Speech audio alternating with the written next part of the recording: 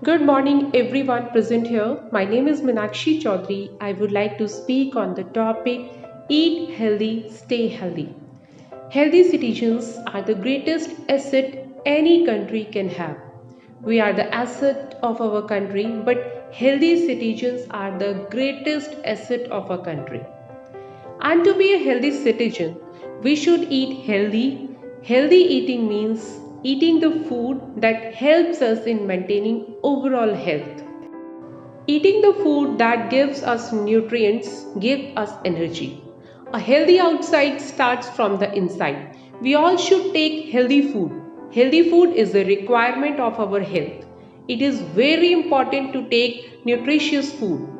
We are students. We should give number one priority to our health. We should take healthy meals as it gives better memory, but many of us do not eat well. Junk food. Junk food, which has now become part of our diet. A quick snack gives our body unhealthy calories and unwanted fat. Such foods are low on nutrition and healthy elements.